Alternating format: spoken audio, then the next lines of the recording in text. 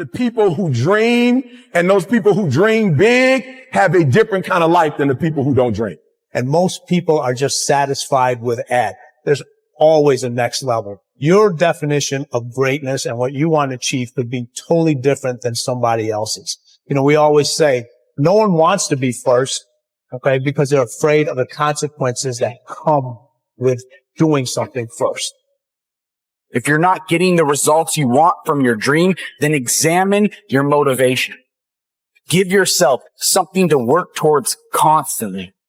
Take charge of your emotions. Don't let someone else choose them for you.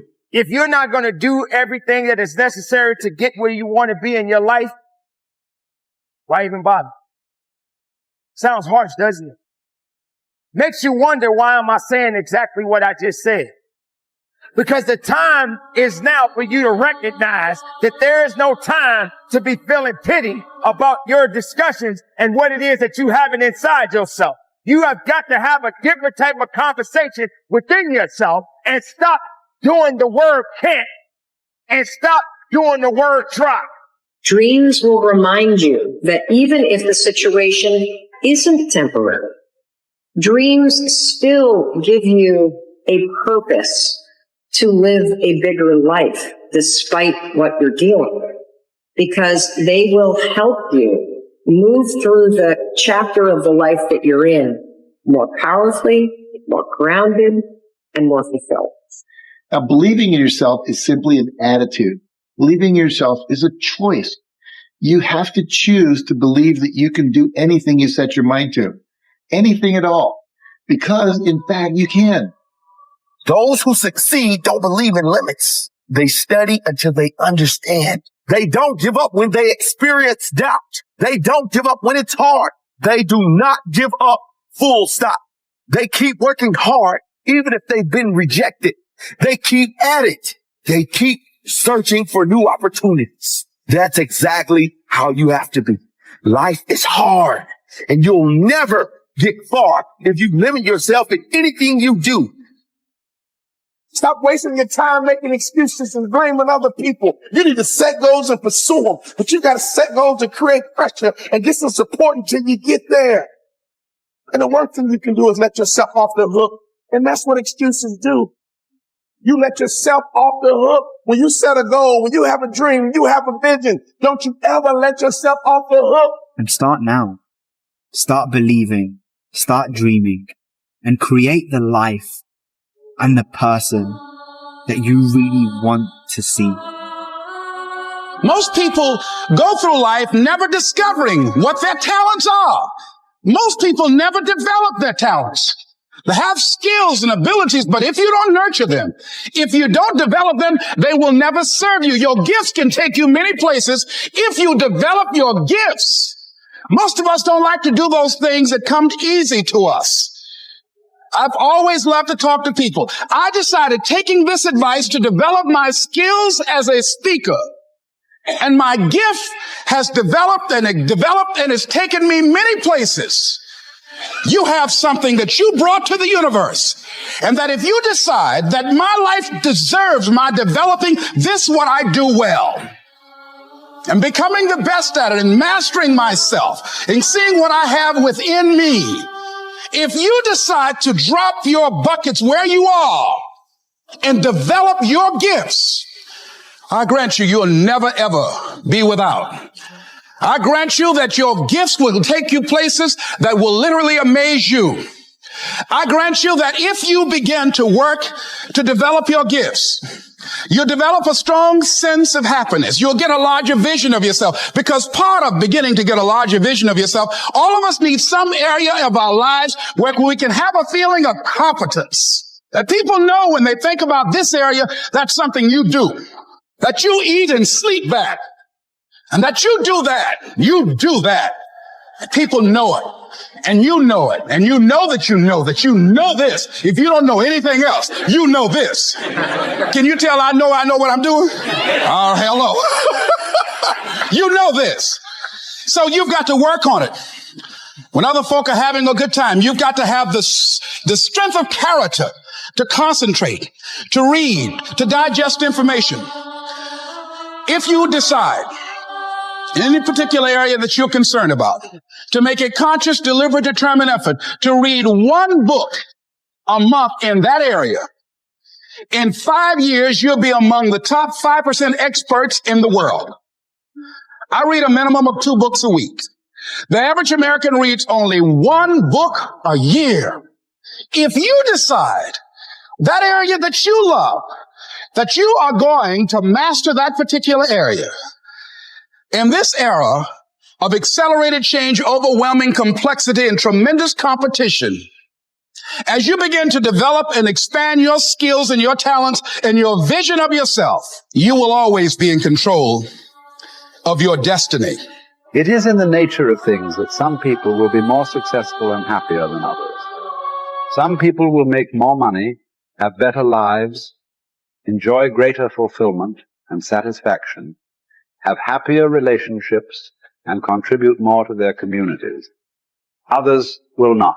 The most important single quality that you can develop in a time of rapid change is the quality of flexibility. The opposite of flexible thinking is fixed or mechanical thinking. The opposite of approaching life with an open mind is to react automatically and predictably in every situation. The opposite of flexibility is an unwillingness to change in the face of new information or circumstances. The quality of flexibility is therefore essential if you want to do and have more than the average person. Today, perhaps the most important factor affecting your life is the speed of change. We are living in an age where change is taking place at a faster rate than ever before in human history. And if anything, the rate of change is increasing year by year. Change today is not only faster, but it is also discontinuous, not following a straight line, but starting, stopping, and going off in unpredictable directions.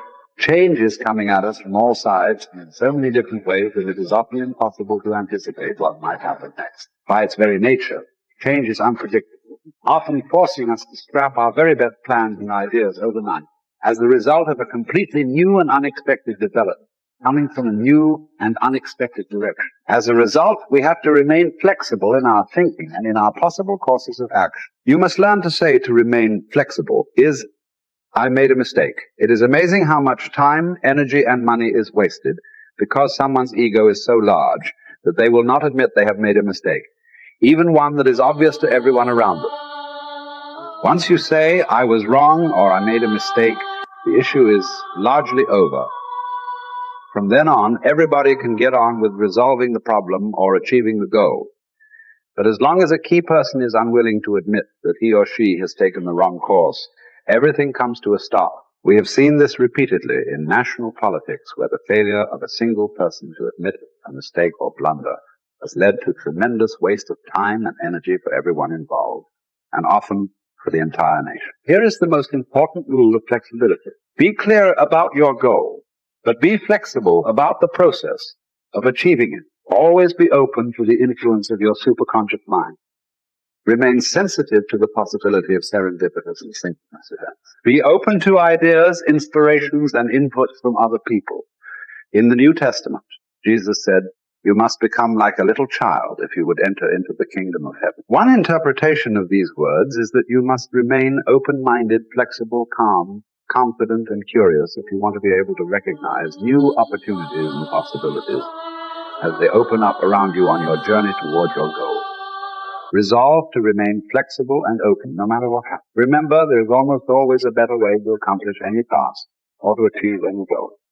Your aim should be to be alert and aware to what it might be, to find it and then to take action in that new direction as quickly as possible. This will ensure that you inevitably reach your goal, sometimes in the most unexpected and surprising ways. You see, you can have anything you want in life if you want it badly enough and are willing to pay the price. Now, the rules regarding the price of success are simple. There's just 2 of them. Number 1 is you always have to pay full price for success. And number 2 is you always have to pay in advance. Now, here are some key points on goals. And please remember these. The first key point is that your ability to set goals and to make plans for their accomplishment is the master skill of success. The development of this skill requires continual practice and serious personal work, something that only the top 5% will discipline themselves to do. You see, setting goals is hard. Setting goals requires delaying gratification. Setting goals means taking some time aside and sitting down and really thinking through what it is you want in each area of your life. And because this is difficult, most people won't do it. Your goals must be congruent with your basic values. Your self-esteem comes from engaging in activities and working toward goals that are consistent with what you believe to be good and right and important. Take some time to think through what you believe in, and then structure your goals in harmony with your innermost convictions. What are your basic values in life? What would you live for? What would you fight for? What would you sacrifice for? What would you die for? What are the most important things to you in life? And are your goals, are your daily activities congruent with those values? And one of the things that we know about underachievers and failures is that they're very vague about what it is they believe in. Because when you know what your values are, then it's quite easy for you to make the critical decisions in your life. But if you don't know what your values are, or if you've never taken the time to think them through, then you will toss with the wind and you'll go whichever way the wind blows on almost any area of the state. Fourth point in goal setting, you must have a major, definite purpose. One goal that is more important than any other. You can have many different goals, but you must have one goal which is number one. And many people ask me this question. They say, finally, can I have two major definite purposes? And the answer to that is no. There's a line in the Bible that says, a double-minded man is unstable in all his ways. And what it means is if you try to do two things at once, the way you choose your major definite purpose is once you've listed all your goals, you ask yourself, which is the one goal, the accomplishment of which would move me more rapidly toward the accomplishment of all my other goals than anyone on this list?